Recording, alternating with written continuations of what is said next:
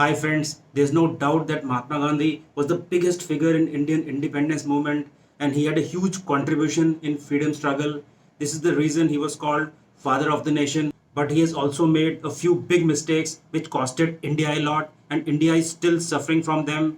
Let's talk about three big mistakes which Mahatma Gandhi has committed.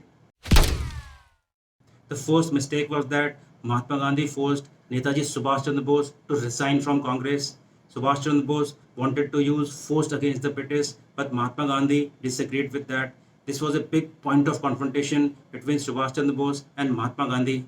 Despite that, Subhash Chandra Bose was elected as President of Indian National Congress in 1938. So in a way, majority of Congress members agreed with Subhash Chandra Bose and were not with Mahatma Gandhi.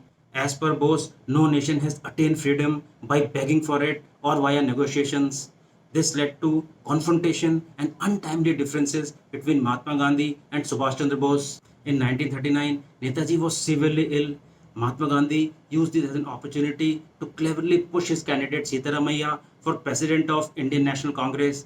However, Netaji came in the party office in a stretcher and severely defeated Mahatma Gandhi's candidate Sitaramaiah. Hence, the writing was on the wall that the leadership of the nation has moved from Mahatma Gandhi to Subhash Chandra Bose. However, instead of accepting it gracefully, Mahatma Gandhi took it personally. Gandhiji's camp played intense politics and forced Netaji to resign from Congress. We all know this costed heavily to India, since after that Nehru Gandhi era started, which screwed the country, and Congress party later on became Nehru Family Party, which in a way destroyed the country.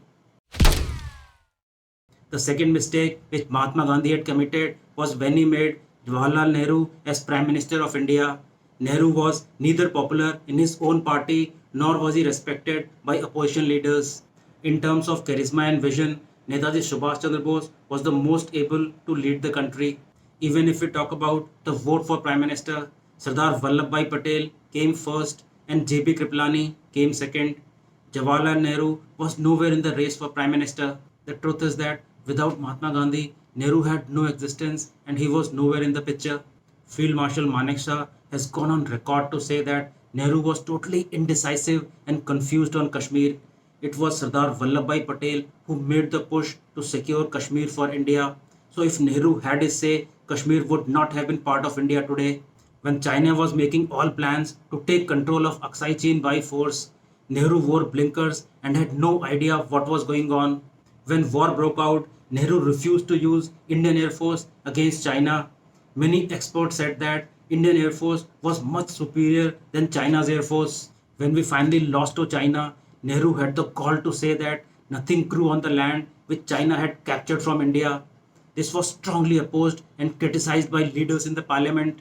Making Jawaharlal Nehru the Prime Minister of India was one of the first decisions taken by Mahatma Gandhi, wherein he blindly supported Nehru, even though Nehru was neither popular in his own party nor was he respected by opposition leaders. Many historians and leaders say that, in the hindsight, Nehru was the first choice for Prime Minister. The third and the worst decision which Mahatma Gandhi took was partition of India. Although he was initially against the two nation theory, but eventually he agreed to Britishers' demand, which did a huge harm to India. The narrative was that partition of India had to be done to avoid civil war between the two communities. But the amount of massacre and killing which happened, it was worse than the civil war. A lot of intellectuals believe that situation in terms of civil war was not that bad. It was overhyped. For the people who had lost lives of dear ones and had lost homes, there was no point of independence. Just imagine if you are told to leave your house, land, and belonging and sent to an unknown location. Nothing could be worse than that. India as a country has gained nothing out of partition, and we have made a permanent enemy, and we are spending crores of rupees in arms and ammunitions. Both the countries are very poor but are spending huge percentage of GDP in buying arms. Western countries who are selling us arms are the real beneficiaries. Dividing India was the worst decision in Indian history, and in a way, it took away the euphoria of independence. Although Mahatma Gandhi meant well for India and has done a lot of service for the country, but after committing such big mistakes, should he be called the father of the nation? We celebrate 2nd of October and 14th of November, but there were many freedom fighters who were far better in terms of action and vision. then Mahatma Gandhi and Jawaharlal Nehru. Thank you so much, friends. This is Dr. Vinod Singh. Goodbye.